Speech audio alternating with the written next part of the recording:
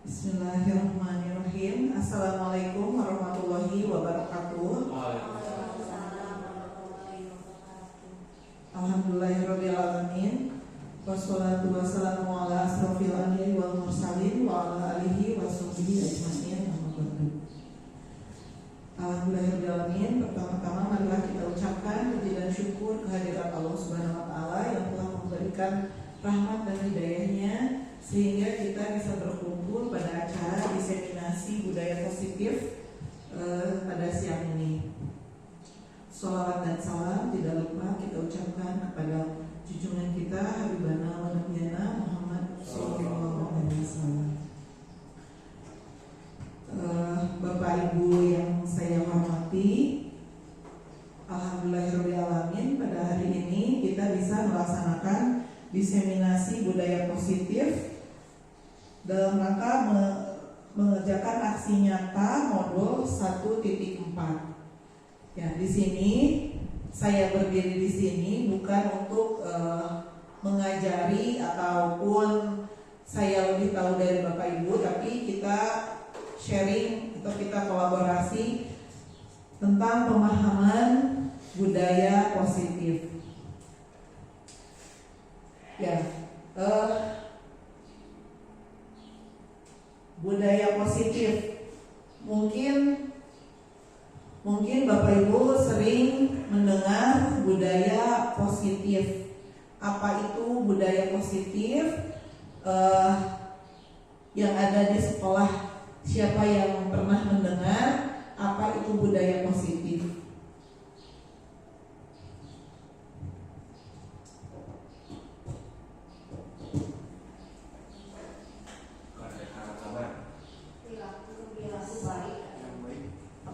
Yang positif. Ya, mana nih? Ya, silahkan. Izin jawab. Ya. Budaya positif mungkin bisa diartikan kebiasaan yang positif mungkin, Bu. Ya. Ya, terus siapa lagi? Perilaku baik. Perilaku. Dijadikan kebiasaan baik. Ya. Ya, betul sekali. Tadi apa yang dikatakan Bu Neneng dan Bu Ipa bahwa budaya positif itu perilaku atau kebiasaan baik yang sudah dilakukan di sekolah. Ya, nanti kita bahas bersama-sama apa saja yang menjadi budaya positif. Nah, tujuan pendidikan menurut Ki Hajar Dewantara, tujuan pendidikan adalah menuntun segala kodrat yang ada pada anak-anak agar mereka dapat mencapai keselamatan dan kebahagiaan yang setinggi-tingginya, baik itu sebagai manusia ataupun sebagai anggota masyarakat. Oleh sebab itu, pendidik atau kita sebagai guru hanya dapat menuntun tumbuh atau hidupnya kekuatan kodrat yang ada pada anak-anak agar dapat memperbaiki lakunya, bukan dasarnya hidup dan tumbuhnya kekuatan kodrat anak. Ya, seperti yang dulu pernah dibahas, ada kodrat alam dan kodrat zaman. Ya, kalau kodrat alam itu berhubungan dengan kehidupan anak sehari-hari, misalkan dengan keluarganya, dengan lingkungannya. Sedangkan kalau kodrat zaman, sekarang sudah terlihat anak-anak sangat mahir memakai gadget. Ya, kadang kita juga ada yang tertinggal, mereka ternyata sudah tahu misalkan aplikasi A, sedangkan gurunya belum tahu. Nah, untuk itu kita juga harus mengikuti perkembangan zaman. Tapi misalkan anak-anak memang pintar, misalkan bermain game, menurunkan game dan ningali anak-anak misalkan. Tapi tidak seperti itu ya, misalkan jadi perkembangan zamannya. Nah, Ki Hajar Dewantara juga mengibaratkan kita pendidik itu sebagai petani. Kenapa sebagai petani? Karena di situ diibaratkan petani mempunyai benih-benih, misalkan seperti ini. Kita di sini menanam benih, misalkan Pak Dadan menanam benih yang sama dengan Pak Dadang. Pak Dadang benih jagung misalkan dikasih semuanya benih jagung. Tapi Pak Dadang mah disiram, benihnya teh disiram, terus dipupuk, sedangkan benih yang diberikan kepada Dadang hanya disiramnya sesekali, terus tidak diberi pupuk juga. Nah itu diibaratkan itu pertumbuhannya akan sama atau tidak? Tidak, meskipun tanah bibit yang diberikan itu sama, tapi dengan perlakuan yang berbeda hasilnya akan berbeda pula. Nah begitu juga Ki Hajar Dewantara itu mengibaratkan kita sebagai petani. Jadi sekolah itu sebagai lahannya, anak-anak sebagai bibitnya. Kita sebagai petani, kalau misalkan kita tidak memupuk anak-anak, ya bibit kan tadi anak-anak itu sebagai bibit tidak memupuk atau tidak memberikan pelayanan yang baik kepada anak-anak, maka hasil yang diinginkan juga tidak akan sama, tidak akan maksimal. Seperti itu. Nah kemudian tadi budaya positif di sekolah yaitu nilai dan kebiasaan di sekolah yang berpihak pada murid agar mereka dapat berkembang menjadi pribadi yang kritis, penuh hormat, bertanggung jawab sesuai dengan profil pelajar Pancasila. Jadi tadi betul, tadi kebiasaan yang baik. Lalu apalagi tadi Bu Ipah? Perilaku kebiasaan yang baik yang dilaksanakan di sekolah. Tapi memang lebih baik juga perilaku atau budaya positif itu bisa diterapkan juga di lingkungan keluarga atau di lingkungan rumah, jadi tidak hanya di sekolah saja. Nah itu sesuai dengan profil pelajar Pancasila. Seperti yang sudah kita tahu, apa saja profil pelajar Pancasila? Yang pertama, beriman, bertakwa kepada Tuhan Yang Maha Esa dan berakhlak mulia, berkebinekaan global, gotong royong, mandiri, kreatif dan bernalar kritis. Ayo terang lagunan, Ibu terang lagunan. Terang ya? Kemana Ibu? Belajar Pancasila, Beriman dan bertakwa pada Tuhan Yang Esa dan berakhlak mulia, berkebinekaan global, gotong royong mandiri, kreatif dan bernalar kritis. Oh, ganti. 1, 2, 3. Belajar Pancasila, beriman dan bertakwa pada Tuhan Yang Esa dan berakhlak mulia, berkebinekaan global, gotong royong mandiri, kreatif dan bernalar kritis. Ya seperti itu. Mungkin profil pelajar Pancasila kadang pas ngolotok gitu ya. Meskipun ya bacaannya kita sudah hafal, tapi memang mengaplikasikannya dalam kehidupan sehari-hari di sekolah itu tidak semudah kita menyanyikan profil pelajar Pancasila ini. Jadi butuh usaha, komitmen dan juga kolaborasi dengan semua pihak. Nah, pada diseminasi kali ini kita akan membahas tentang perubahan paradigma belajar. Yang kedua, disiplin positif. Yang ketiga, kebutuhan dasar manusia. Yang keempat, motivasi perilaku manusia, itu ada hukuman dan juga konsekuensi. Yang kelima, restitusi dan posisi kontrol guru. Kemudian keyakinan kelas dan segitiga restitusi. Yang pertama, perubahan paradigma belajar.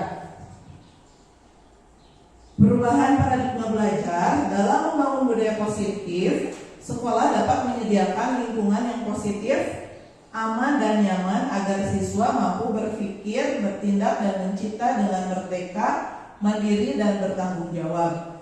Disiplin sangat berkaitan dengan kontrol guru terhadap siswa. Nah, ini perubahan paradigma belajar karena ada miskonsepsi dalam paradigma belajar. Miskonsepsi tersebut diantaranya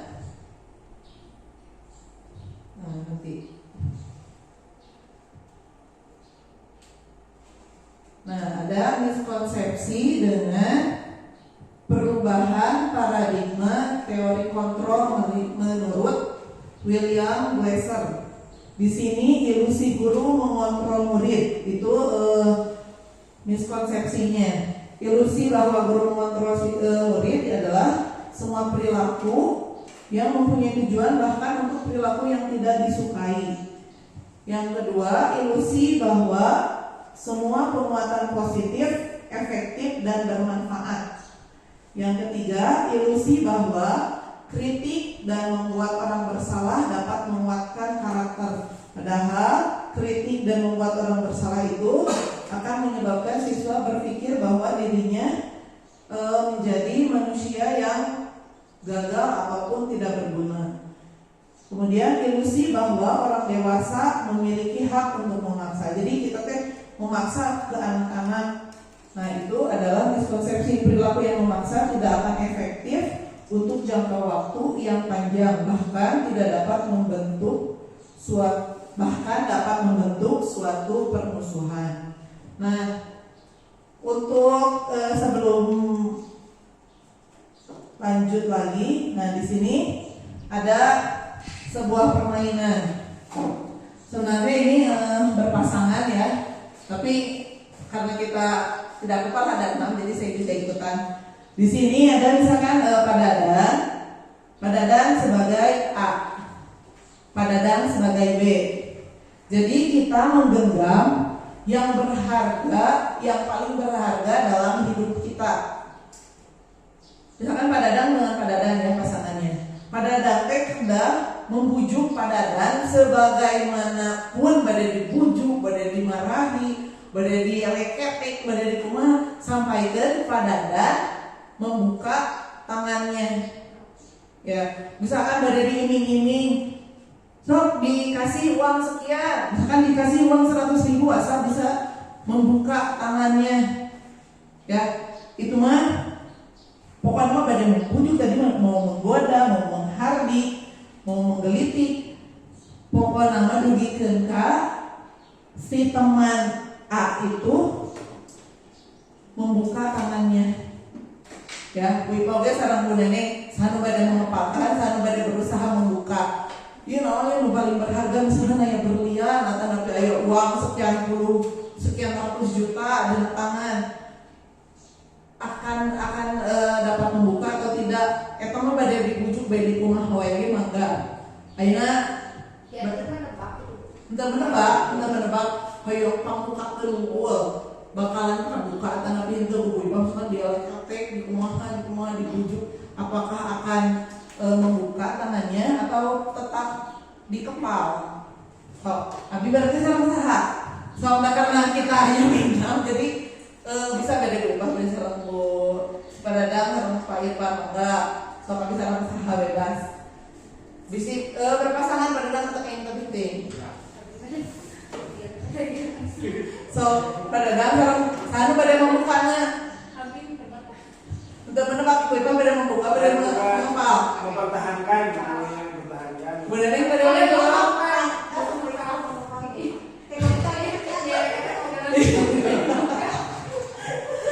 Berarti kontrol. So padadang sareng padadang apa yang nolak? Habis sareng saha? Abi motor. Boleh berdiri, boleh sambil duduk. Boleh sok badai sahan badai kepalman. Dikasih waktu 25 detik untuk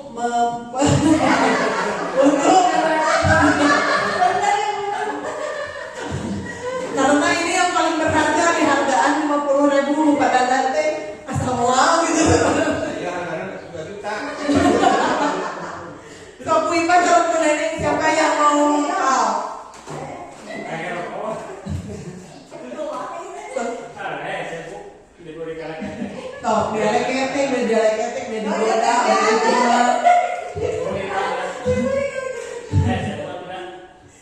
Tuh, pokoknya apa Pak? Ayah nu nunjukin ke muka, terus saya 25 detik kan? Oh, baik. Oh, 1, 2, 3.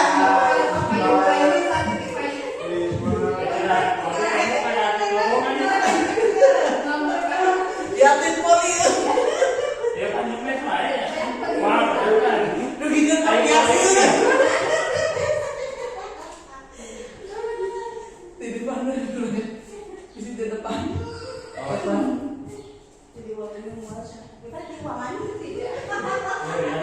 So, benar lihat pada satu mana.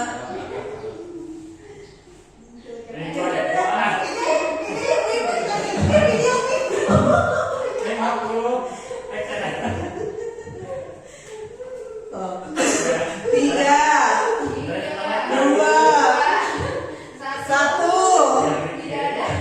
Tengah lu. 3, 2, 1.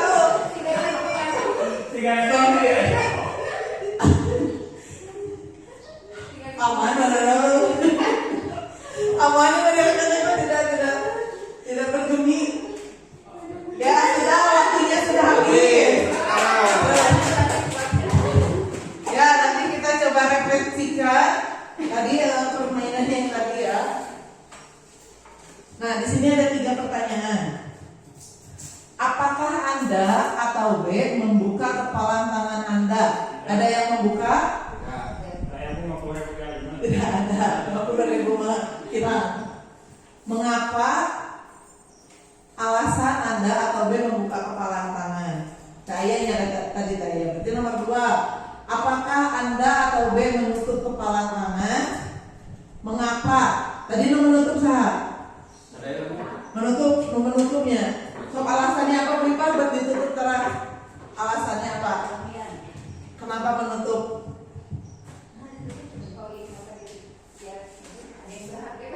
Karena ada yang berharga. Pada dalam kenapa? Yang mempertahankan ada yang berharga. Mempertahankan harga diri. Ya, mempertahankan. Dalam kegiatan ini sesungguhnya siapa yang memegang kendali atau kontrol?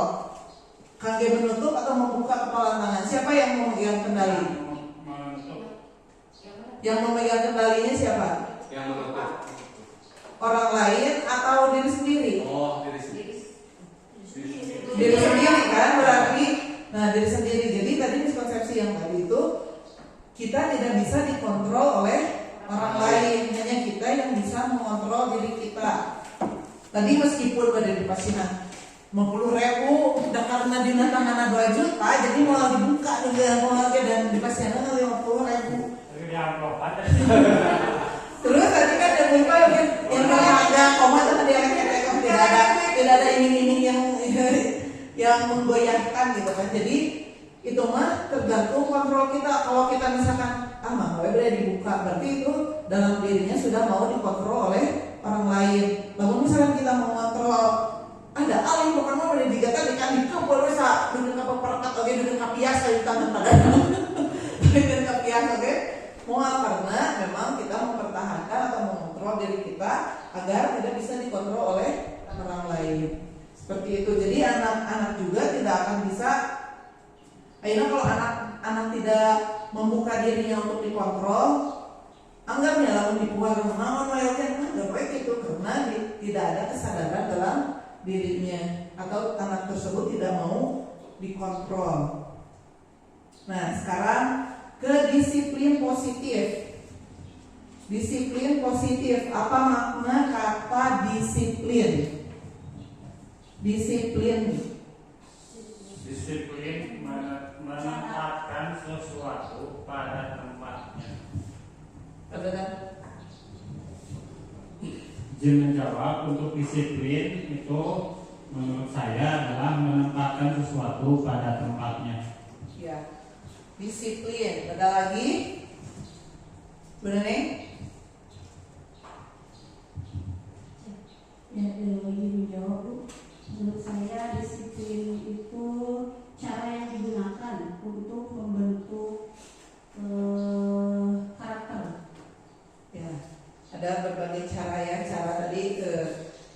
Kita lihat makna disiplin. Disiplin berasal dari bahasa Latin yaitu disiplina yang artinya belajar. Belajar. Makna asal dari kata ini berkonotasi dengan disiplin diri dari murid-murid Sokrates dan Plato. Disiplin diri membuat orang menggali potensinya menuju sebuah tujuan apa yang dia hargai. Namun dalam budaya kita, makna kata disiplin telah berubah menjadi sesuatu yang dilakukan seseorang pada orang lain untuk mendapatkan kepatuhan. Kecenderungan umum adalah menghubungkan kata disiplin dengan ketidaknyamanan, bukan dengan apa yang kita hargai atau pencapaian suatu tujuan mulia. Jadi cenderungan umumnya itu menghubungkan disiplin dengan ketidaknyamanan. Mungkin disebut ketidaknyamanan karena memang tidak terbiasa untuk melakukan disiplin pada dirinya. Jadi merasa tidak nyaman. Jadi merasa asa dipaksa. Di orang disiplin memang tidak disiplin memakai baju saja. Misalkan ke anak-anak, kenapa baju misalkan dikeluarkan tapi kan karena anak-anaknya memang merasa terpaksa. Misalkan terpaksa dimasukkan bajunya, jadi tidak nyaman. Padahal kalau yang sudah terbiasa, namun sih tidak nyaman, nanti acuh di lobetan gitu. Nah, disiplin adalah kemampuan memerintah diri sendiri dalam mengontrol dan menguasai diri untuk memilih tindakan yang mengacu pada nilai-nilai yang kita hargai dengan penuh tanggung jawab tanpa terperintah orang lain. Nah, jadi di situ sudah dijelaskan memerintah diri sendiri dalam mengontrol dan menguasai diri tanpa terperintah oleh orang lain. Itu tadi kesadaran yang datang dari diri sendiri. Nilai-nilai yang kita hargai adalah nilai kebajikan atau sifat manusia yang merupakan tujuan mulia yang ingin dicapai setiap individu, yaitu nilai-nilai dalam profil pelajar Pancasila yang tadi sudah kita bahas. Profil pelajar Pancasila yang ada 6 ya. Nah, itu nilai-nilai yang akan kita hargai. Selanjutnya, kebutuhan dasar manusia. Dan kebutuhan dasar manusia ada 5 kebutuhan dasar manusia. Realitasnya setiap atau kebutuhan bukan hanya murid saja, tetapi kita juga sebagai manusia, sebagai guru juga mempunyai 5 kebutuhan dasar. Nah, kita harus bisa memahami pandangan orang lain tentang dunia. Setiap orang memiliki gambaran yang berbeda. Nah, 5 kebutuhan dasar manusia diantaranya yang pertama, kebutuhan bertahan hidup. Ini kebutuhan bertahan hidup kan tidak hanya dimiliki oleh murid-murid saja, tetapi kita juga sebagai manusia membutuhkan kebutuhan untuk bertahan hidup atau survival. Kebutuhan bertahan hidup adalah kebutuhan yang bersifat fisiologis untuk bertahan hidup, misalnya kesehatan, rumah, dan makanan. Kebutuhan biologis sebagai bagian dari proses reproduksi termasuk kebutuhan untuk tetap bertahan hidup. Komponen psikologis pada kebutuhan ini meliputi kebutuhan akan perasaan aman. Nah, jadi kebutuhan bertahan hidup. Nah, tadi di bawah kebutuhan akan perasaan aman. Jadi bukan hanya kita saja, tapi murid juga membutuhkan perasaan aman. Di sekolah teh aman ke nyaman atau tidak. Nah, itu ada 5 kebutuhan, salah satu kebutuhan dasar dalam hidup. Yang kedua, kasih sayang dan rasa diterima atau love and belonging. Kebutuhan untuk disayangi dan diterima meliputi kebutuhan akan hubungan dan koneksi sosial. Kebutuhan untuk memberi dan menerima kasih sayang dan kebutuhan untuk merasa menjadi bagian dari suatu kelompok.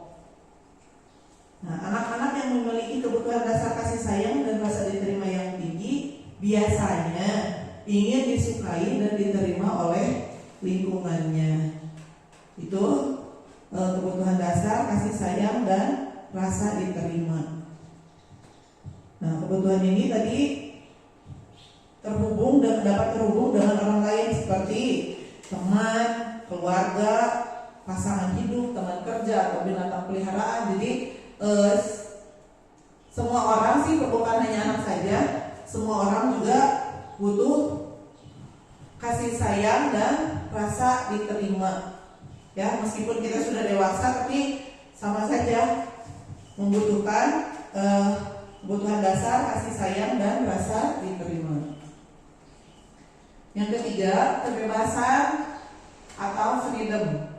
Kebutuhan untuk bebas adalah kebutuhan akan kemandirian, otonomi, memiliki pilihan, dan mampu mengendalikan arah hidup seseorang. Anak-anak dengan kebutuhan kebebasan yang tinggi menginginkan pilihan.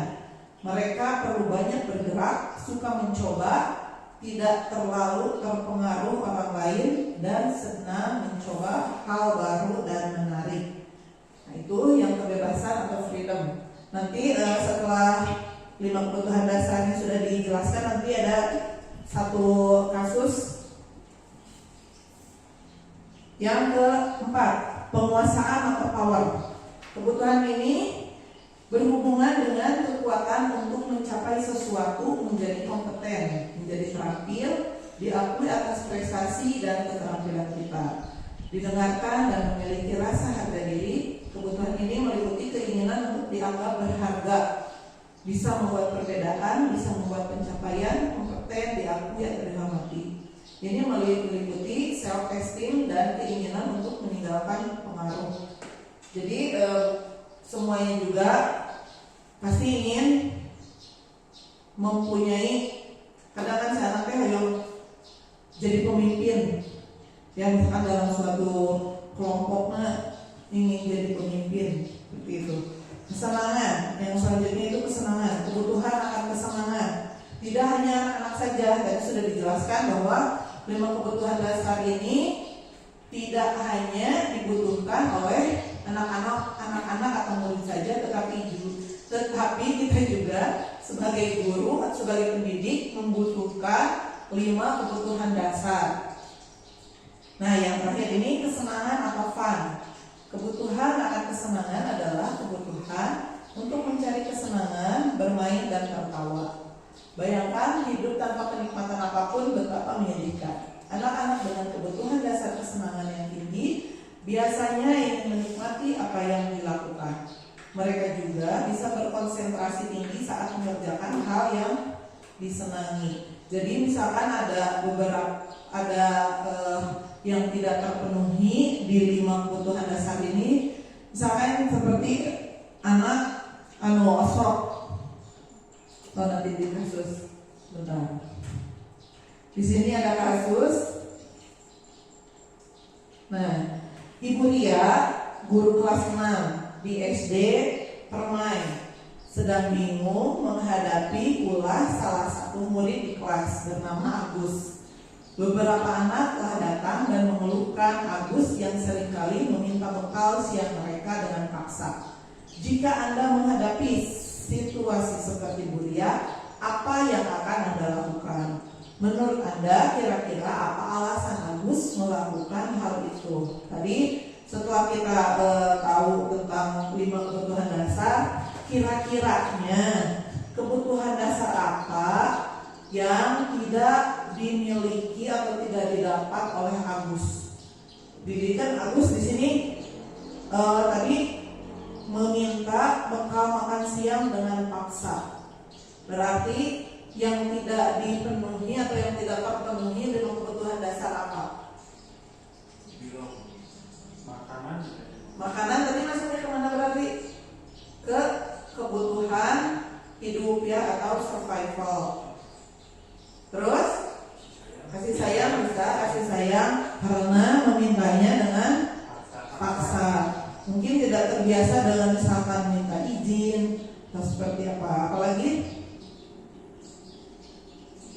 kekuasaan, ada kekuasaan karena meminta dengan paksa ya, jadi ingin menguasai. Apalagi kita lihat. Nah, dalam konteks yang tadi Ibu Ria mencari tahu Agus melakukan tindakan tersebut mana yang berusaha dipenuhi oleh Agus. Tadi yang sangat jelas terlihat Agus bukan meminta ya, itu memaksa, mengambil paksa makanan temannya, tidak izin dulu. Itu kan sudah terlihat bahwa Agus teh lapar. Berarti itu ada di kebutuhan dasar yang survival. Agus lapar dan orang tuanya tidak membawakan bekal makan siang. Dia tidak membawakan bekal, tidak sarapan juga, sehingga Agus melakukan hal memaksa, bukan memaksa atau mengambil paksa bekal orang lain. Yang kedua, nah teman Agus jadi perhatikan Agus. Jadi caper bangunnya lamun dina bahasa kita nama jadi caper si Agus teh. Jadi teman-temannya, jadi Agus ingin diperhatikan. Yang ketiga, dia merasa hebat karena temannya jadi takut dan menuruti keinginannya tadi. Dia power karena dalam gaduh power mama maksa, tidak akan memaksa mengambil makanan. Terus yang keempat, Agus merasa bosan dengan bekal yang dibawakan orang tuanya karena selalu bekal bersama. Tadi tidak di kasusnya tidak dijelaskan. Pokoknya si Agus ingat aku makanan lapar, memang bosan. Tapi itu bisa masuk, kalau misalkan bosan itu bisa masuk ke freedom. Yang kelima, Agus hanya iseng dan dia menikmati ekspresi wajah temannya yang kesal. Jadi sok aya kan ada ngaheureyan batur terus jadi susurian lagi resep si itu jadi sieun atau si itu jadi nangis. Kadang kan memang ada yang merasa bersalah, kadang si anak-anak teh. Tapi ada juga yang jadi susurian, batur tersakit itu jadi susurian karena mereka melihatnya bukan eta teh senang untuk memenuhi kebutuhan dasar, ingin senang, jadi melakukan hal tersebut. Nah itu tadi ada lima kebutuhan dasar. Tadi yang pertama survival atau kebutuhan bertahan hidup. Yang kedua love and belonging, kasih sayang dan rasa diterima. Terus yang ketiga power atau ingin menguasai. Selanjutnya freedom, ingin kebebasan dan kesenangan. Yang kelima kesenangan. Ya, semoga Bapak Ibu guru di sini 5 kebutuhan dasarnya sudah terpenuhi, jadi aman-aman saja.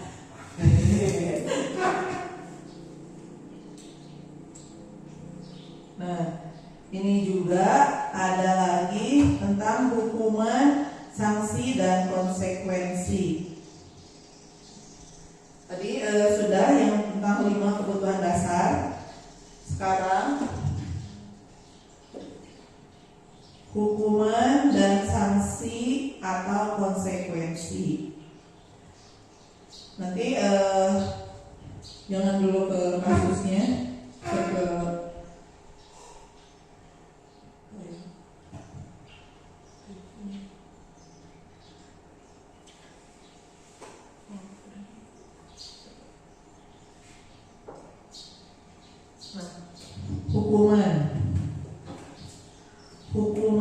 Hukuman adalah bentuk sanksi yang diberikan sebagai akibat langsung dari tindakan melanggar hukum atau aturan. Biasanya bersifat negatif dan bertujuan untuk menghukum pelaku. Contohnya penalti, teguran atau penurunan nilai. Sering melakukan hukuman, kita memang bisa dibilang tidak terbiasa ya. Pasti beberapa kali ada yang memberikan hukuman kepada murid. Nah, yang kedua konsekuensi. Konsekuensi adalah akibat dari tindakan yang dilakukan dalam pendekatan disiplin positif. Konsekuensi lebih berfokus pada pembelajaran daripada hukuman. Tujuannya adalah membantu murid memahami dampak dari tindakan mereka dan membuat pilihan yang lebih baik di masa depan. Nah, jadi sudah terlihat jelas ya hukuman dan konsekuensi. Hukuman bersifat memaksa, kalau konsekuensi adalah akibat dari tindakan yang dilakukan. Yang ketiga ada restitusi. Restitusi adalah proses menciptakan kondisi bagi murid untuk memperbaiki kesalahan mereka. Ini melibatkan pemulihan dan perbaikan sehingga murid dapat kembali ke kelompok mereka dengan karakter yang lebih kuat. Restitusi memperkuat pendekatan pemulihan dan membangun hubungan yang positif.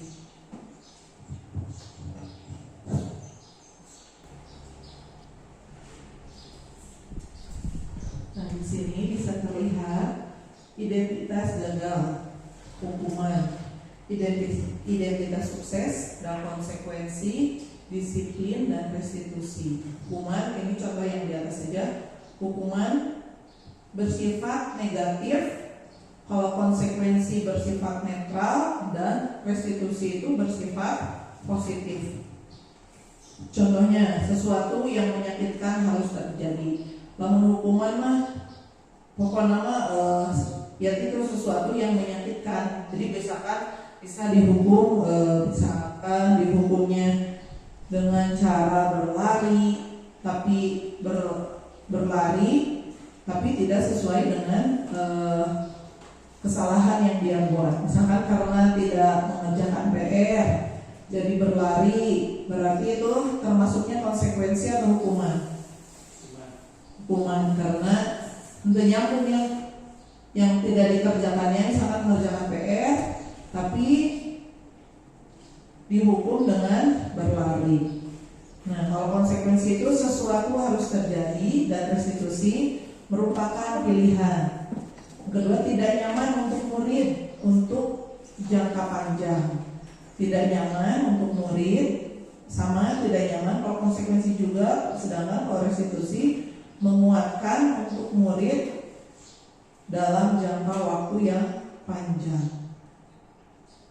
Hukuman biasanya menyebabkan murid tersakiti, baik itu secara fisik ataupun secara psikisnya.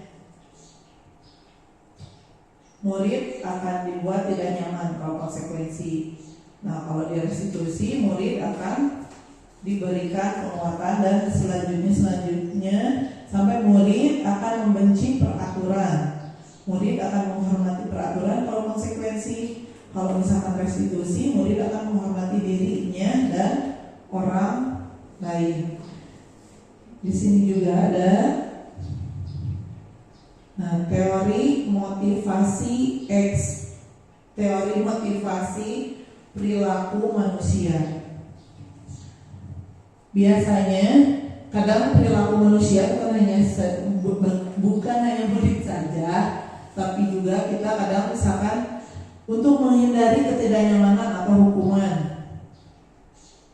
Misalkan karena ada suatu acara, misalkan di kegiatan di rumah, nah kita terpaksa datang karena merasa tidak nyaman kalau tidak datang.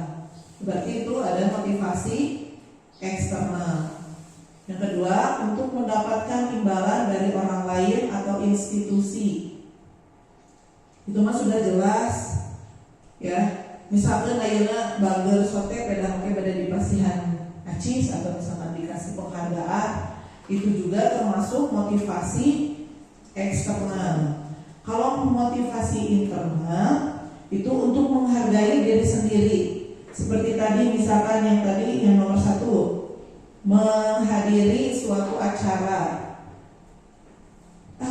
Hadir karena merasa ingin menghargai diri sendiri, bukan karena tidak nyaman kayak bisa dicarioskeun ku batur atau misalkan jadi perbincangan orang lain, bukan karena itu, tetapi untuk menghargai diri sendiri. Jadi ada motivasi eksternal dan juga ada motivasi internal. Motivasi eksternal bisa saja karena tadi mendapatkan ketidaknyamanan atau hukuman dan atau untuk mendapatkan penghargaan ataupun imbalan.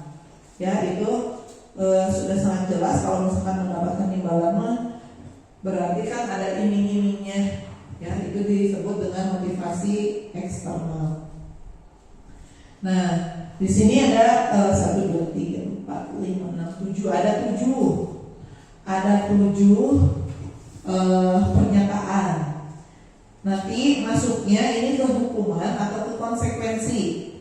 Yang pertama, misalkan lari mengelilingi lapangan basket 2 kali karena terlambat hadir di sekolah.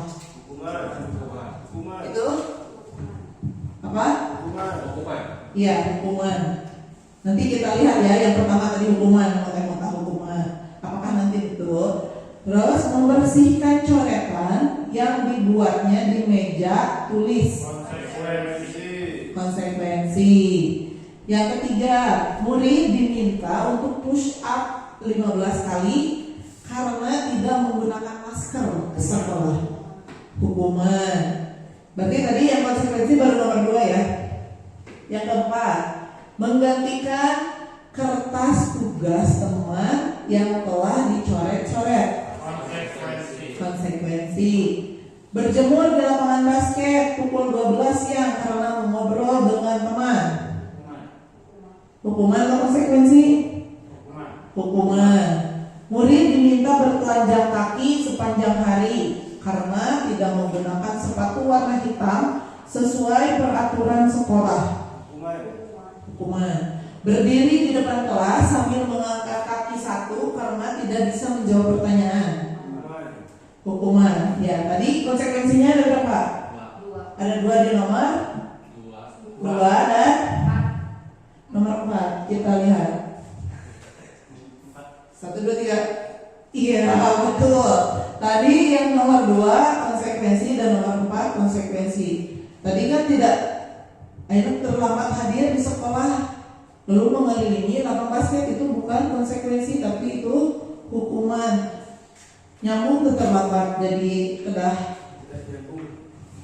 Iya, kalau nomor 2 maka membersihkan coretan yang dibuatnya di meja tulis. Konsekuensi karena dia telah membuat coretan di meja tulisnya. Jadi wayah nawe kalau kedah dibersihkan. Jika tadi nomor 4 menggantikan kertas tugas teman yang telah dicoret-coret. Yang salahnya siapa?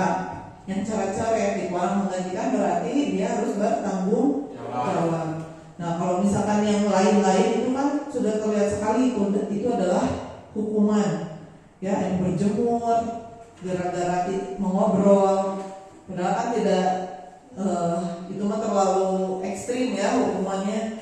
Terus bertelanjang kaki sepanjang hari karena tidak menggunakan sepatu hitam dan lain-lain yang ada di hukuman. Nah, tadi sudah dikatakan hukuman itu bersifat memaksa ya. Hukuman kalau konsekuensi mah dan memang itu adalah bentuk tanggung jawab dari apa yang telah dia lakukan. Nah, di sini juga kita menginjak ke yang tadi sudah dijelaskan restitusi. Restitusi itu bersifat positif atau bersifat netral? Positif ya. Kalau restitusi itu bersifat positif. Nah, di sini ada restitusi posisi kontrol guru. Posisi kontrol guru terhadap murid. Yang pertama ada sebagai penghukum. Yang kedua, pembuat rasa bersalah. Yang ketiga sebagai teman. Yang keempat sebagai pemantau. Dan yang kelima sebagai manajer.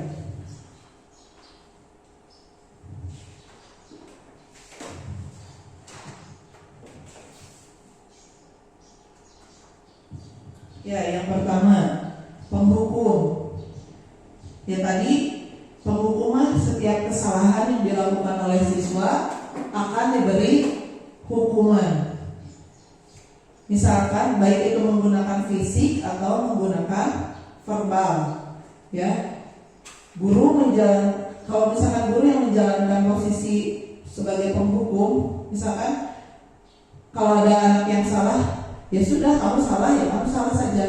Kalau misalnya itu di verbal, bisa saja tadi secara fisik disuruh berlari, disuruh push up. Itu kalau misalkan murid, guru sebagai penghukum. Ada juga pembuat merasa bersalah. Jadi kalau pembuat merasa bersalah itu akan lebih sinada bicaranya akan lebih pelan. Misalkan, ibu sangat kecewa dengan apa yang kamu lakukan. Jadi si anak teh umumnya abis teh salah. Jadi kita teh tidak menjudge tapi membuat anak merasa bersalah.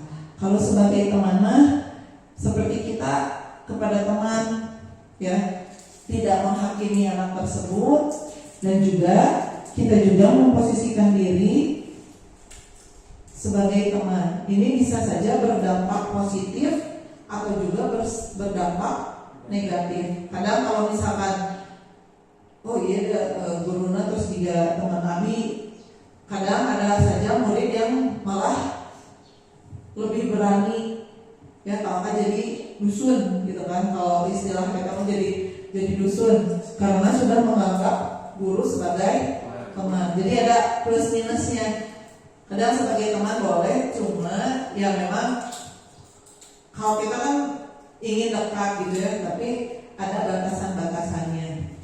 Kalau tadi mungkin sebagai teman, kalau misalkan lebih banyak positifnya, misalkan, tapi memang ada negatifnya juga. Terus yang kemudian, nah ini kamu curhat salah. Kalau kelas dalam ya dari kelas C kelas dalam curhatnya sudah menjurus yang love and belonging gitu, kelas gitu pun. Kemudian yang keempat, sebagai monitor atau pemantau berdasarkan peraturan dan konsekuensi dengan memisahkan hubungan pribadi. Jadi ditanyakan peraturannya apa yang dilanggar, ya. Kadang kan susah juga kalau misalkan jadi pemantau ya. Terus apa yang kamu lakukan tadi biasa, apakah itu melanggar peraturan? Nah, kalau pemantau itu hampir sama dengan manajer, tapi sebagai manajer adalah sesuatu atau posisi kontrol yang sangat diharapkan sebagai guru, yaitu sebagai manajer, posisi kontrol sebagai manajer. Karena sebagai manajer, guru berbuat bersama dengan murid, mengajak siswa mempertanggungjawabkan apa yang mereka lakukan. Murid diajak menganalisis kebutuhan dirinya dan kebutuhan orang lain.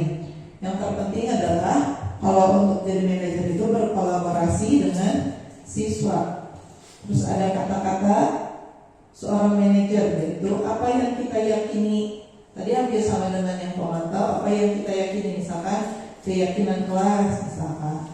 Terus apa yang kamu yakini, jika kamu meyakininya, apakah kamu bersedia memperbaikinya. Jadi tidak menjudge bahwa anak itu salah, tapi dilihat dulu apa latar belakang sehingga anak tersebut melakukan kesalahan.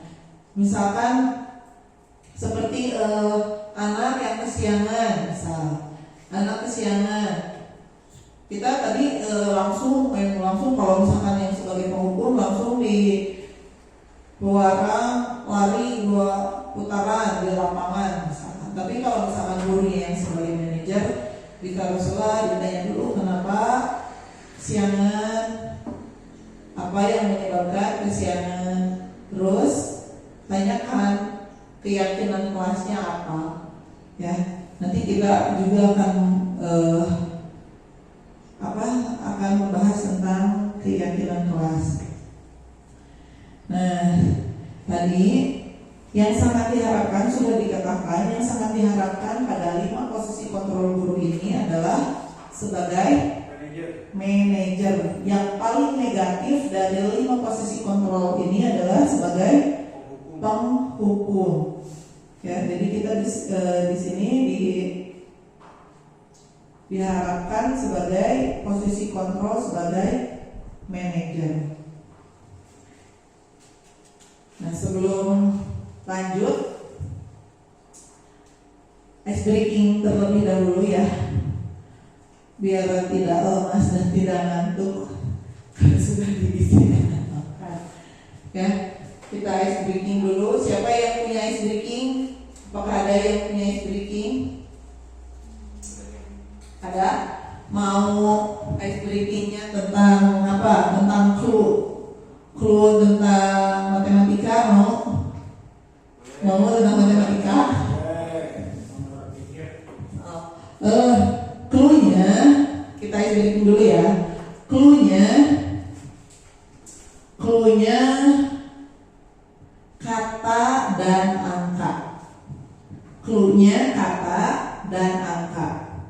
Misalkan Bandung itu 17, Ciamis itu 16. Kalau kota Jakarta berapa? Clue-nya kata dan angka. Ciamis itu 16, Bandung itu 17.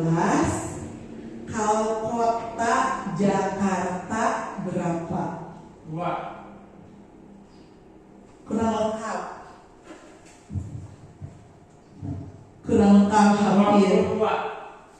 22 dari mana 22? Clue-nya kata dan angka. 22 belum. Kota Jakarta. Tadi Ciamis 16, Bandung 17. Kalau kota Jakarta 21 belum. 12. Kota Jakarta 32.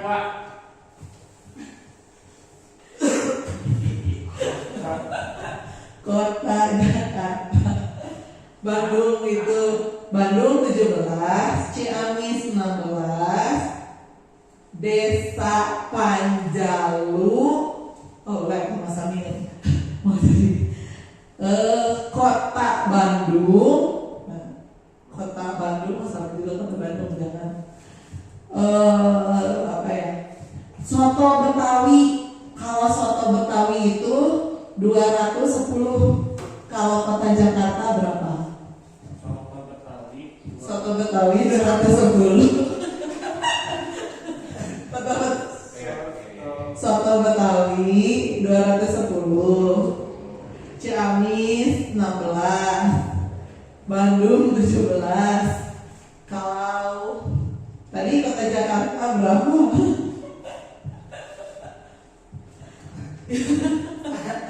Kalau kotaknya 210 soto Betawi. Seberapa kota Jakarta menurut? Kalau Bandung 17, Ciamis 16. Apa ya Bandung 17, Ciamis 16. Kalau ke Jakarta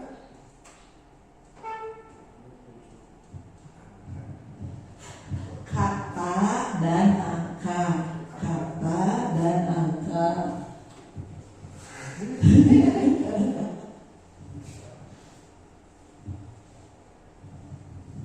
Halo. Clue-nya 25. soto Betawi 210. Kalau kota Jakarta 25. kira-kira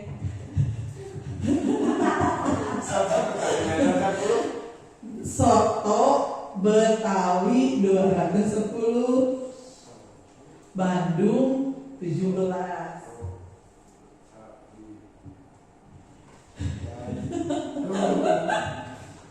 Bandung 17, Ciamis 16, soto Betawi 210. Kalau kota Jakarta berapa? Soto Betawi. Soto Betawi. Bandung berapa kata Bandung? Bandung berapa kata? Dua. Bandung berapa kata? Itu maksudnya kata. Berapa kata? Berapa kata Bandung? Bandung berapa kata? Titik Bandung. Berarti itu berapa kata? Sebut ini. Penghukum ini berapa kata? Bandung. Kan kalau misalkan kalau kosakata mah penghukum berarti 3 kan?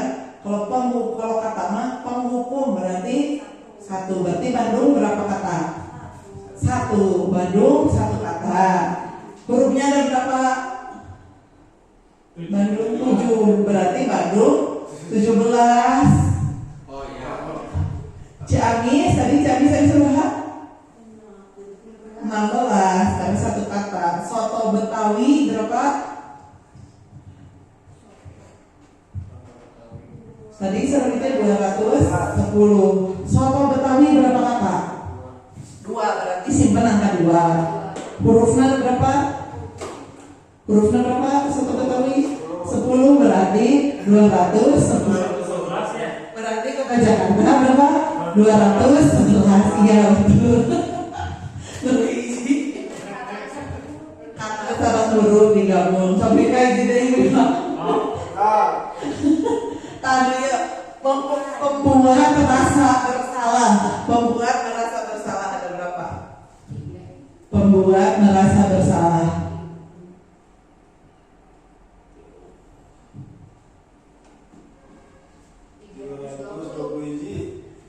$321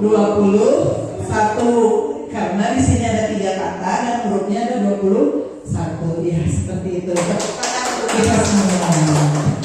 Ya kalau ada mikirnya terus siang-siangnya.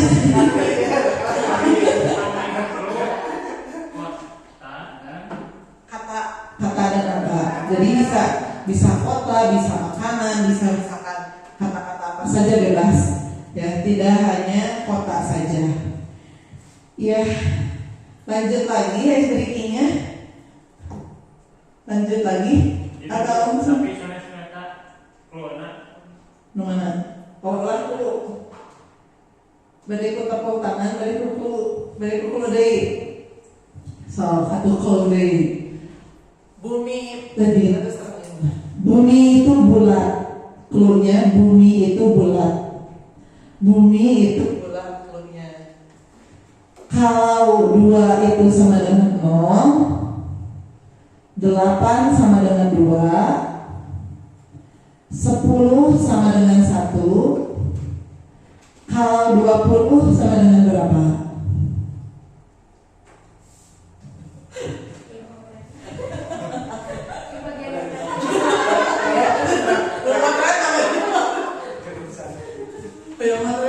Bingung benar di mana.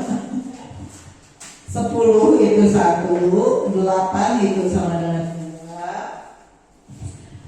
2, 20 itu berapa? 20. Klubnya 4. 20 berapa? Sama dengan 1. Kenapa 1? Karena dia tanggal 1. Itu malah lebih mudah ya. Kalau misalkan 88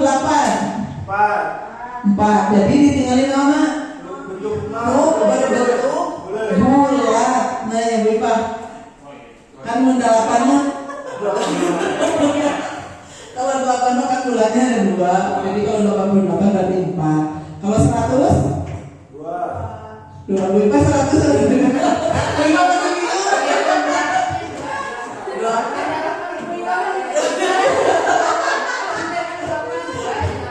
Kalau 2088 berapa? 2088 5. Pada nangis. Masih nangis.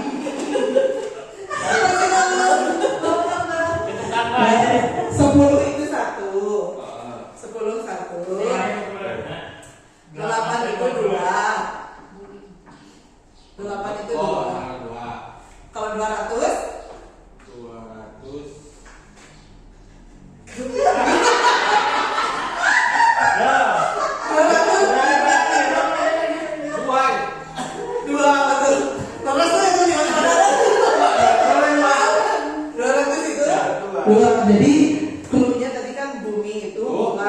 jadi ditinggalin Bulat. bulat saja. Jadi 200 ya, hitungnya yang angka 0 ya. Kalau misalkan 88 karena 0-nya dan 4, yang 8 ya bawah atas. Nah, seperti itu. Tepuk kanan dikit. Ternyata lebih mudah ya yang begitu bulat daripada kakak dan angka. Ya. Tadi sudah dijelaskan ya, kita kembali lagi ke posisi kontrol. Tadi yang membuat merasa bersalah, saya kecewa, kayak saya kecewa sekali dengan kamu. Kalau kamu tidak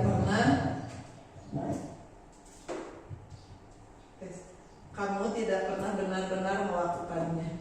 Itu mah tidak pernah, berarti penghukuman jadi menjudge. Nah sekarang yang teman, ayolah lakukan demi ibu bapak. Jadi teman kos akrab banget gitunya kalau sebagai teman. Nah kalau sebagai pemantau, apakah kamu mau mendapatkan stiker bintang hari ini? Sebagai manajer mah bagaimana kamu bisa menyelesaikan masalah ini? Jadi kalau ada masalah itu, kalau misalkan sebagai manajer, jadi bukan kita yang menyelesaikan, tetapi anak yang berpikir bagaimana cara menyelesaikan masalah yang dia hadapi. Jadi tidak diberitahu dulu apa, tapi tanyakan dulu kepada anak. Terus yang terakhir, kamu selalu yang paling terakhirnya di situ. Kamu selalu, ya itu kan sudah, itu mah kan kalimat verbal sebagai posisi kontrol yang menghukum. Nah ada lagi kasus, ada kasus juga. Kita satu aja ya kasusnya. Nah yang ini saja. Pada hari Senin, Pak Harun tidak masuk sekolah. Pak Harun merupakan guru matematika. Saat itu Ibu Wati menggantikan Pak Harun. Ibu Wati baru 1 tahun menjadi guru SMP. Beberapa murid perempuan, Pipi dan Natali, mengetahui hal ini dan mulai menggunakan kesempatan dan bersikap seenaknya, tertawa dan tidak mengindahkan kehadiran Bu Wati. Bu Wati mencoba menyapa Vivi dan Natali dengan ramah sambil mengingatkan untuk fokus pada tugasnya. Ayolah, tugasnya dikerjakan, nanti ibu ditegur bapak kepala sekolah kalau kalian tidak mengerjakan tugas. Tolong bantu ibu ya. Namun Vivi dan Natali malah jadi tertawa. Ibu santai aja bu. Mereka tetap tidak mengerjakan tugas dan malah ngobrol. Nah itu untuk kasus 1. Kasus 2-nya mah tidak usah. Nah tadi saya tadi itu Ibu Wati ya. Ibu Wati sebagai apa? Sebagai pengganti. Terus bersifatnya sebagai apa? Ayolah tugasnya dikerjakan, nanti ibu ditegur bapak kelas sekolah, berarti sebagai teman. Jadi memposisikan diri sebagai teman ya, tapi mereka tetap tidak mengindahkan. Berarti kan mereka ada negatifnya ya, yang posisi kontrol sebagai teman. Nah di sini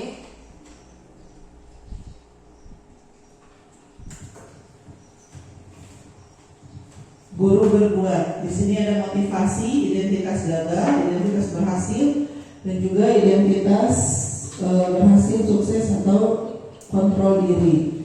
Nah ini kalau misalkan guru berbuat, ketinggalan, sederhana. Guru berbuat di situ, guru berbuat,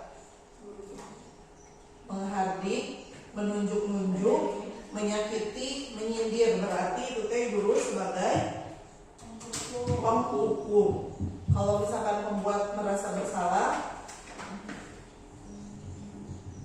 berceramah dan mengatakan seperti tadi ibu kecewa atau bapak kecewa, itu teh jadi menimbulkan rasa bersalah kepada anak tersebut. Kemudian sebagai teman, membuatkan alasan-alasan untuk muridnya, atau kalau berkata mah ayolah lakukan demi ibu, yang juga tadi lakukan demi ibu. Terus yang sebagai pemantau, menghitung dan mengukur. Nah ditanyakan apa manajer mengajukan pertanyaan, terus apa yang kita yakini, apa yang bisa kamu kerjakan. Di sini yang menghindari hukuman, jadi identitas gagal, jadi kontrol dari luar. Tadi ada motivasi eksternal kalau sebagai penghukum dan pembuat merasa bersalah. Kalau misalkan teman atau pemantau itu mengharapkan imbalan atau ketergantungan pada orang lain, ya, yang paling baik itu tadi sebagai posisi kontrol sebagai manajer, ya, sebagai manajer. Nah, lanjut lagi kita ke keyakinan kelas. Keyakinan kelas adalah nilai-nilai kebajikan atau prinsip-prinsip universal yang disepakati bersama secara universal, lepas dari perbedaan agama, suku, negara, dan bahasa.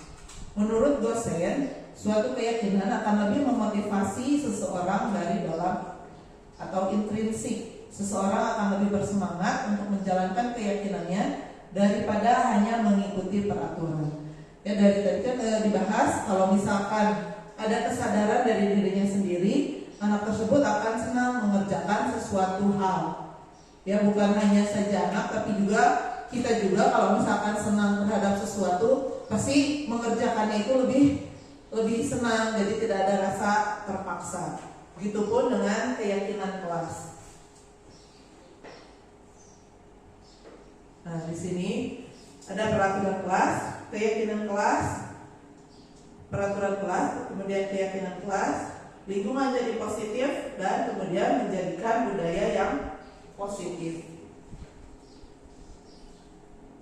Nah, di sini ada peraturan, selalu kembalikan buku ke tempatnya.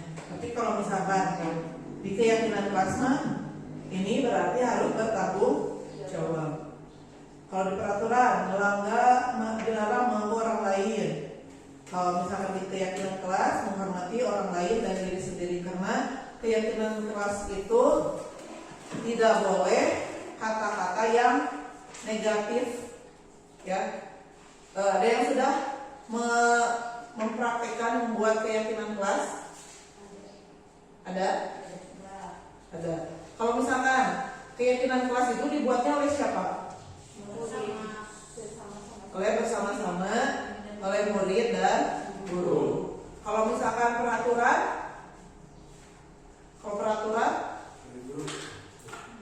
mah tidak melibatkan siswa ataupun murid, ya. Jadi untuk keyakinan kelas itu, dan biasanya keyakinan kelas itu tidak terlalu banyak karena agar mudah diingat oleh siswa ataupun murid. Yang pertama dilakukan untuk keyakinan kelas apa? Pertama dilakukan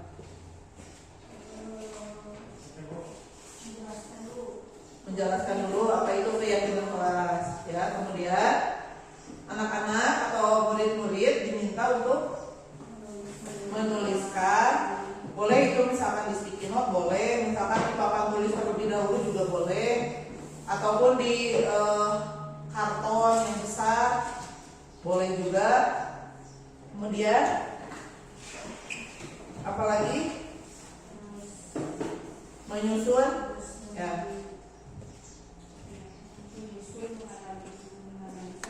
Ya, menyusun dulu. Jadi ditinggal lihat dulu apa yang misalkan jadi keyakinan kelas itu, apakah memang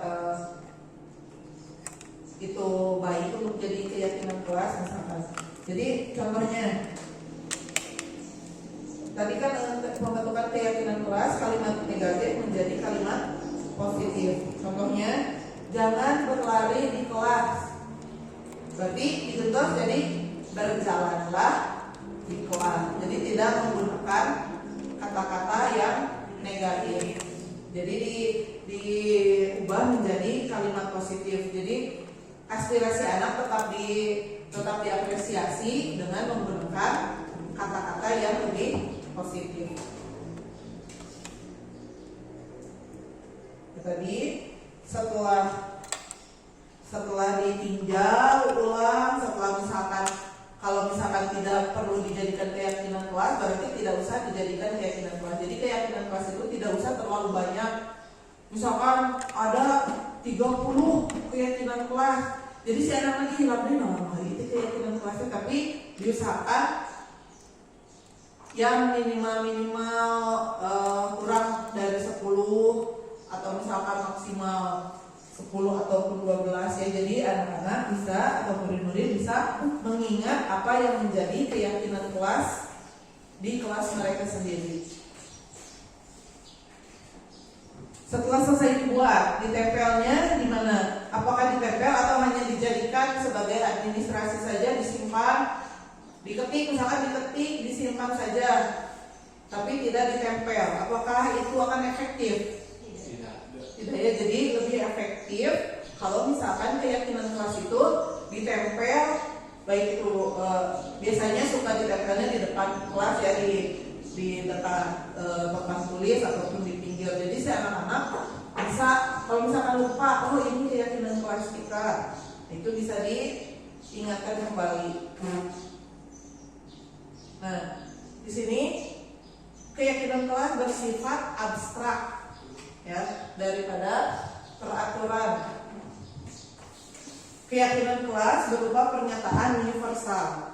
Pernyataan keyakinan kelas dibuat untuk dalam bentuk positif ya, seperti tadi, dan tidak terlalu banyak. Nah, keyakinan kelas sebaiknya sesuatu yang dapat diterapkan di lingkungan tersebut. Jadi tidak usah terlalu jauh ya, pikirkan lalu di rumah, misalkan katanya di rumah harus bagaimana, tapi hanya di lingkungan sekolah saja kalau untuk keyakinan kelas. Semua warga kelas ikut berkontribusi tadi ya, yang di awal ya. Jadi anak-anak atau murid-murid bisa menuliskan apa yang keinginan mereka untuk menjadi keyakinan kelas. Perlu bersedia meninjau kembali keyakinan kelas dari waktu ke waktu. Jadi biasa tadi digentos dalam waktu 1 tahun sangat bisa ya. Jadi tidak misalkan Aina sudah tidak relevan, diusahakan kemarin masih bermasker misalkan. Di keyakinan kelas nggak boleh ada, boleh. Tapi sekarang sudah tidak diperlukan lagi nih masker, bisa diganti ya. Jadi itu mah sesuai dengan kebutuhan kalau keyakinan kelas.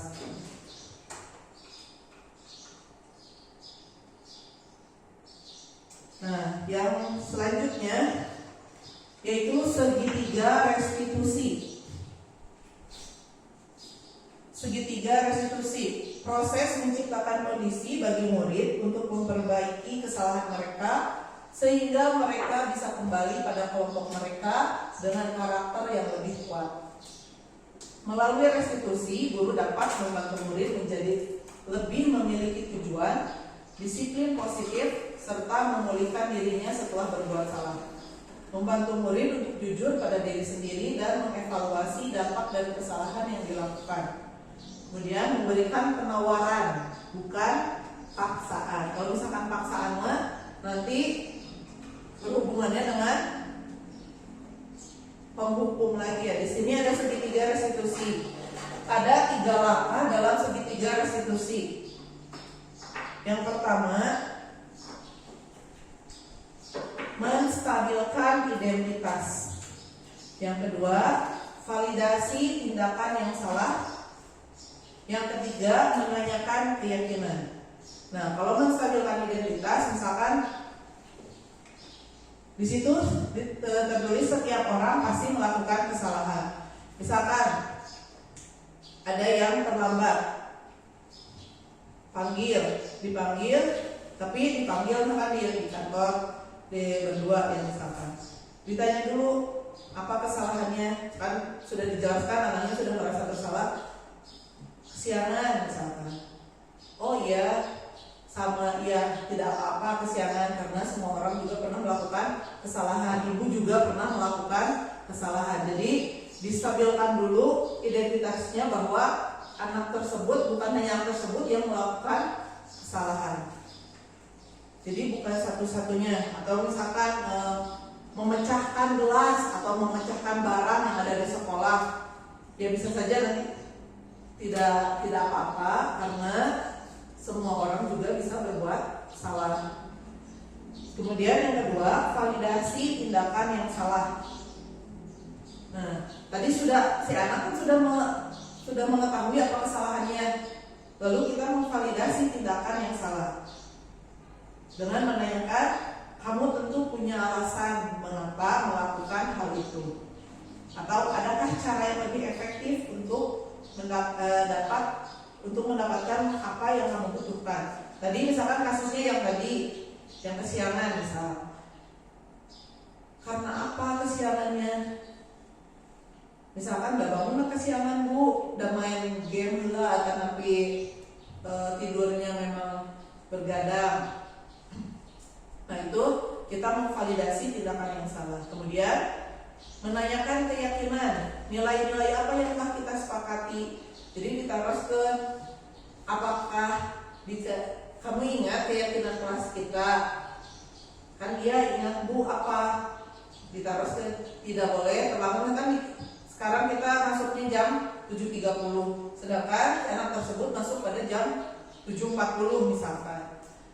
Nilai apa yang telah kita sepakati? Oh iya bu, nilai yang telah kita sepakati adalah tidak boleh masuk kelas kesiangan. Berarti si anak itu tahu keyakinan kelas, tetapi karena ada sesuatu hal dia tidak masuk kelas tepat waktu.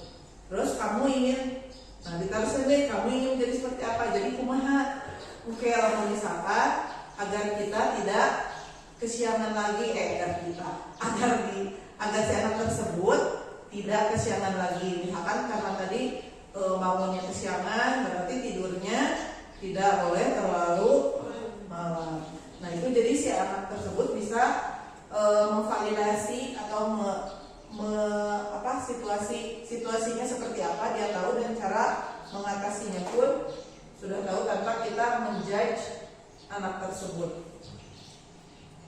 Nah, tadi ini sudah dijelaskan ya, stabilkan identitas, berbuat salah itu tidak apa-apa. Tidak ada manusia yang sempurna. Saya, bapak ataupun ibu juga pernah melakukan kesalahan seperti itu. Kita bisa menyelesaikan ini. Jadi, bapak atau ibu ingin mencari solusi dari permasalahan ini. Kemudian validasi tindakan yang salah. Tadi diteruskan, kamu pasti punya alasan mengapa melakukan hal itu.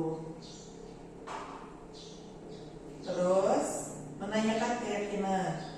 Tadi karena kita sudah membuat keyakinan kelas, jadi di sini apa yang kita percaya sebagai kelas atau keluarga. Terus nilai-nilai apa yang kita telah sepakati. Nah, dan lain sebagainya yang ditanyakan itu apakah keyakinannya. Nah, sudah seperti itu kita sampai kepada segitiga restitusi. Itu pembahasan yang terakhir di budaya positif. Tadi kita telah membahas tentang perubahan paradigma belajar, terus disiplin positif, terus hukuman, konsekuensi, lalu apalagi 5 kebutuhan dasar manusia. Ada juga 5 posisi kontrol guru. Apa saja? Penghukum, pembuat merasa bersalah, terus sebagai teman, pemantau, dan sebagai manajer. Dan yang diharapkan itu adalah sebagai manajer. Nah, nanti ini segitiga restitusi yang terakhir ya. Mangga silahkan bisa ada yang mau menambahkan atau misalkan ada yang mau bertanya. Kan ada yang mau bertanya, atau kita mau breaking lagi. Breakingnya jangan yang berpikir yang berat-berat ya. Kita tepuk-tepuk aja lah. Kita tepuk-tepuk saja. Kalau misalkan tepuk 1, berarti tepuk 1, tepuk 2. Tapi kalau misalkan tidak dengan kata-kata tepuk, berarti tidak usah tepuk. Ya, kalau misalkan tepuk 2, 4, Ya. Ya berarti kalau ada tepungnya berarti kita tepuk ya. Tepuk 1, tepuk 3, 5. Berarti konsentrasi. Tepuk 6, 3. Oh, tidak ya. Alhamdulillah masih konsentrasi. Maka silakan kalau ada yang mau bertanya, persilahkan.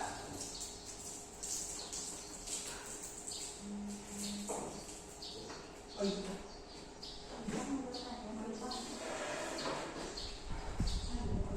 Ya Ibu izin bertanya.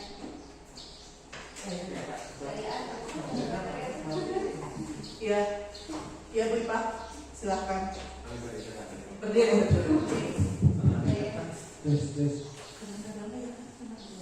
Assalamualaikum warahmatullahi wabarakatuh. Waalaikumsalam warahmatullahi wabarakatuh. Saya mau bertanya Bu sedikit tentang budaya positif ya. Apa tantangan Ibu dalam mempraktekkan budaya positif ini ya di sekolah? Ya, terima kasih Bu Ipa. Pertanyaannya sangat berbobot dan sangat berat sekali ya, tantangan yang dihadapi ketika kita melaksanakan budaya positif. Bukan hanya saya tapi misalkan semuanya juga bisa ya. Atau terkadang kita sudah melaksanakan budaya positif tapi kita tidak tahu oh itu budaya, jadi masuknya budaya positif. Ternyata ada beberapa cara kan yang sudah kita lakukan, tetapi kita tidak tahu apakah itu budaya positif atau bukan. Ya, itu tantangannya. Tadi kalau misalkan di budaya positif kita tidak bisa bekerja sendiri. Ayeuna keukeuh punya lira misalkan ingin budaya positif tapi dikerjakan hanya sendiri. Kita butuh berkolaborasi baik itu dengan siswa, dengan teman sejawat, dengan guru-guru yang lain, dan bahkan dengan orang tua. Ya, misalkan Aina sudah terbiasa nih di sekolah seperti membuang sampah sembarangan, tapi di rumah tidak diajarkan. Terserah lu buang sampah di mana. Berarti kan itu di sekolah sudah ditumbuhkan, tapi di rumah tidak ditumbuhkan lagi. Jadi harus adanya kolaborasi baik itu dengan teman sejawat, terutama dengan siswa ya, dengan teman sejawat dan juga dengan orang tua murid. Lalu kemudian komitmen dan harus dilakukan secara kontinu. Jadi misalkan ayeuna hanya dilakukan satu kali saja, berarti kan budaya positif itu tidak akan terbiasa dilakukan oleh murid tersebut. Jadi tadi komitmen, kolaborasi dan juga yang itu konsisten dilakukan oleh kita, bukan hanya kepada murid saja, tetapi kita juga harus melakukannya dengan konsisten. Ya, siapa lagi? Mungkin ada yang mau menambahkan dari jawaban atau dari pertanyaan Ibu Ipa tadi tentang tantangan. Jadi memang tidak bisa berjalan sendiri, butuh dukungan dari teman-teman di sekolah, baik itu siswa maupun teman sejawat. Ya, seperti itu. Bagaimana Ibu Ipa? Ya, terima kasih. Ya, sama-sama. Ya, mungkin cukup sekian untuk diseminasi budaya positif pada modul Akada Aksi Nyata modul 1.4 ini. Saya mengucapkan banyak terima kasih kepada Bapak Ibu yang telah mengikuti diseminasi ini. Mudah-mudahan apa yang sudah disampaikan atau misalkan ada yang tadi sudah ditanyakan bisa bermanfaat untuk kita, untuk kemajuan anak didik dan sekolah yang kita cintai. Hatur nuhun. Wassalamualaikum warahmatullahi wabarakatuh.